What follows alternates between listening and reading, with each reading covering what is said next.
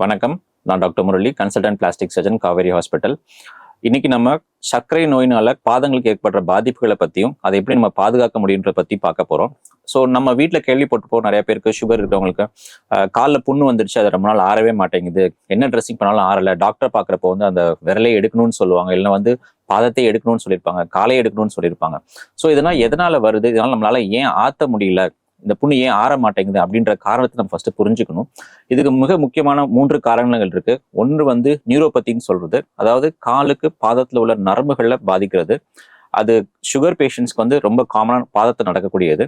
இதனால அவங்க காலில் உள்ள உணர்ச்சிகள் மரத்து போய் அவங்களால வந்து அதை உணர முடியாம புண்ணுகள் ஏற்படும். ஒரு சில பேர் அதை உணர்ந்திருக்க கூட மாட்டாங்க. இரண்டாவது, இரத்த குழாய்கள் ஏற்படுற பாதிப்புகள்.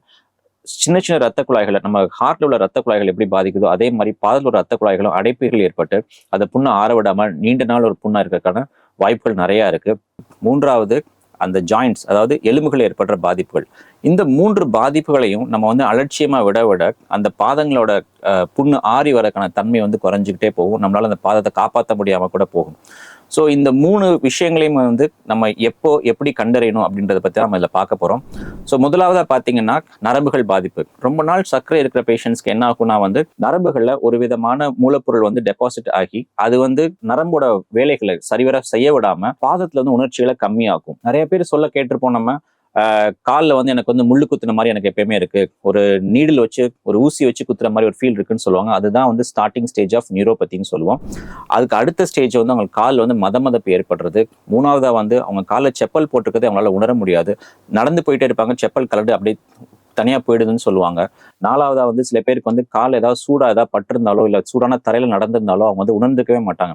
என்ன சொல்லுவாங்க, சார் நான் கோயிலுக்கு போயிட்டு வந்தேன், 2 நாளா வந்து வீட்டில் வந்து கால் வந்து தண்ணியா வடிகிற மாதிரி இருக்குன்னு சொல்லுவாங்க. திடீர்னு காலை பார்த்தோன்னா அதில் ஒரு புண்ணு ஆயிருக்கும், அது ஆழமா வந்து இந்த தீனால சுட்டதுனால வந்து அவங்களால உணர்ந்துக்கவே முடியாது. இதெல்லாம் வந்து ஒரு ப்ரொக்ரஸ்டு நியூரோபதி அப்படின்னு சொல்லுவோம். ஸோ இந்த மாதிரி ஒரு புண்ணுகள் வரும்போது தான் வந்து அவங்களை வந்து அந்த சுகர்னால ஏற்படுற பாதிப்புல அவங்க உணர ஆரம்பிப்பாங்க சில பேருக்கே வந்து. அடுத்தது இரத்த குழாய்கள், மைக்ரோ ஆஞ்சியோபதி அப்படின்னு சொல்லுவோம்.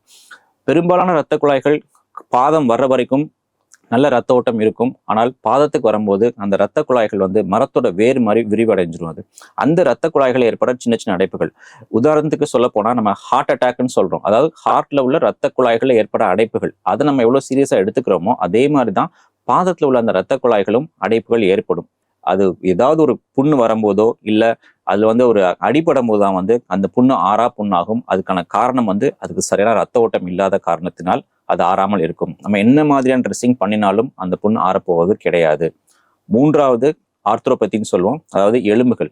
இந்த நரம்பு பாதிப்புனால வந்து உணர்ச்சிகள் மட்டும் கம்மியாறதில்ல, நம்ம காலில் உள்ள தசை நார்களும் அதோட செயலை வந்து கம்மியா செய்யறதுனால எலும்புகள் பாதிக்குது. ரத்த ஓட்டம் சரியா இல்லாதனால வந்து எலும்புக்கு தேவையான அந்த ஊட்டச்சத்து கிடைக்கிறது கிடையாது. இந்த 3 விஷயங்கள் இருக்கனால வந்து எலும்புகளுக்கு கூட அதோட ஸ்ட்ரென்த் வந்து குறைய ஆரம்பிக்கும். ஸோ அப்படி இருக்கும்போது வந்து அந்த இன்ஃபெக்ஷன் வந்து ஈஸியாக அந்த எலும்புல போய் பாதிச்சு அந்த எலும்பை அரிச்சு பாதத்தையே இழக்க நேரிடலாம்.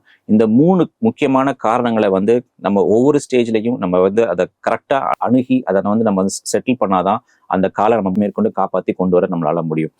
ஸோ இது வந்து ஒரு சில பேருக்கு நியூரோபத்தின்னு சொல்ற அந்த உணர்ச்சிகள் மட்டும் கம்மியா இருக்கும். ஒரு சில பேருக்கு வந்து ரத்த குழாய்கள் உள்ள பாதிப்புகள் மட்டும் ப்ரிடாமினண்டா இருக்கும். ஒரு சில பேருக்கு இரண்டும் சேர்ந்து இருக்கும். இந்த மாதிரி இரண்டும் சேர்ந்து இருக்கிற பேஷண்ட்ஸ்லாம் ஹை ரிஸ்க் கேட்டகரிஸ்ல வந்துருவாங்க. அந்த மாதிரி பேஷண்ட்ஸை வந்து நம்ம இன்னும் ரொம்ப கேர்ஃபுல்லா ஃபாலோ பண்ண வேண்டியது இருக்கும். அவங்க இன்னும் நிறைய ப்ரிகாஷனரி மெஷர்ஸ் எடுத்துக்க வேண்டியது இருக்கும். இப்போ பார்த்தீங்கன்னா வந்து ஒரு சில பேருக்கு அந்த உணர்ச்சிகள் மட்டும் இல்லாமல் இருக்கும்போது அவங்களை வந்து நம்ம வந்து ஒரு கவனமா செப்பல் போட்டுக்கோங்க, வெறும் திரையில நடக்காதீங்க அப்படின்னு சொல்லி அட்வைஸ் பண்ணிக்கலாம். பட் ரத்த குழாய்கள்ல பாதிப்பு இருக்கிறவங்களுக்கு அவங்களால கண்டே பிடிக்க முடியாது. அவங்களுக்கு உயர்தர சிகிச்சை கண்டிப்பா தேவைப்படும்.